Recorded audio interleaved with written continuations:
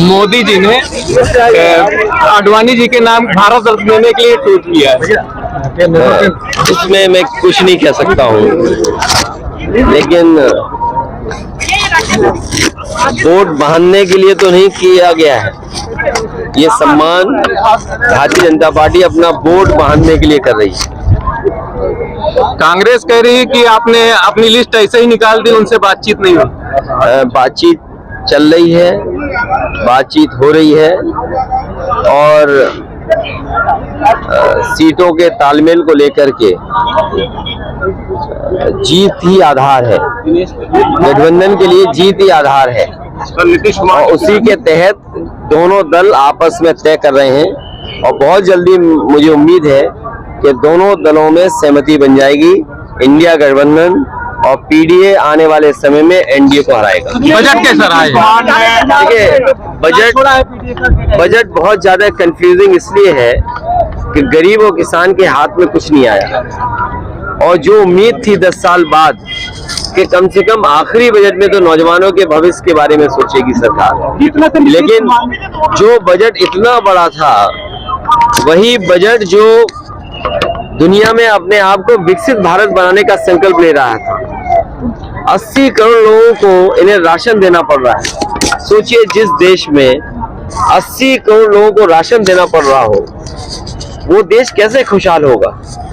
बुनियादी सवाल वही है कि क्या किसान की आय दोगुनी के लिए कुछ बजट में है, और जब तक आपके यहाँ कारखाने उद्योग नहीं लगेंगे, अगर आप विदेश से ही सब सामान मंगाने लगोगे तो फिर आपके कारोबार और आपके उद्योग को क्या बढ़ावा मिलेगा। इसे सरकार को सोचना होगा कि किसान खुशहाल हो, उद्योग कारोबारियों का सहयोग हो और किसी तरीके से नौजवानों के लिए नौकरी और रोजगार के अवसर पैदा हो।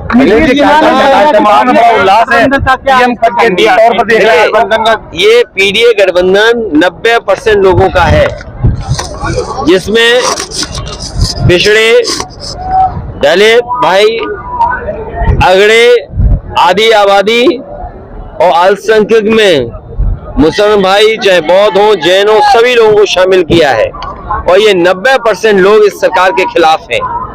जिस तरीके से भ्रष्टाचार, महंगाई और जिस तरीके का सरकार में कानून व्यवस्था चौपट हुई है, 90% लोग इन सरकार के खिलाफ हैं। अखिलेश जी, आपके कार्यकर्ता आपको बतौर प्रधानमंत्री देखना चाहते हैं, क्या सही मौका है? देखिए, कौन वहां बनेगा, कौन पहुंचेगा, ये सवाल नहीं है।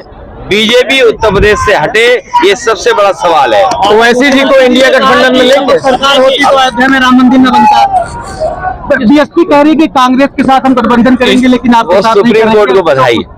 बीएसपी कह रही है कांग्रेस के साथ गठबंधन करेंगे लेकिन सपा के साथ नहीं, तो आप गठबंधन ये अपने आप में एक हिंदी में वो कहावत नहीं, चंडू खाने की गप।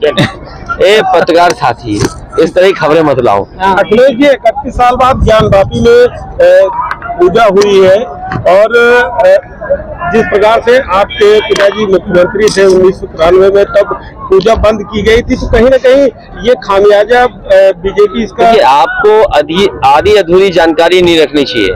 मुझे नहीं पता कि आपको क्या जानकारी और कहां से मिली है। कई बार प्रशासनिक तरीके से प्रशासन अपने आप निर्णय लेता है, तो किसी सरकार पर ये आरोप लगाना या 30 साल पुरानी बात को खड़ा करना सवाल वो नहीं है। सवाल ये है कि बीजेपी के लोग घबराए हुए हैं, पीडीए से घबराए हुए हैं और बीजेपी की जो रणनीति थी कि अपने सभी सांसदों की टिकट काट देना और एक अपनी वो जगह ढूंढ रहे कि कहां लड़े जा करके। सोचो, जिस दल की दिल्ली और लखनऊ में सरकार हो, वो अपने सांसदों की टिकट काटने जा रही हो, ये सबसे बड़ी चिंता का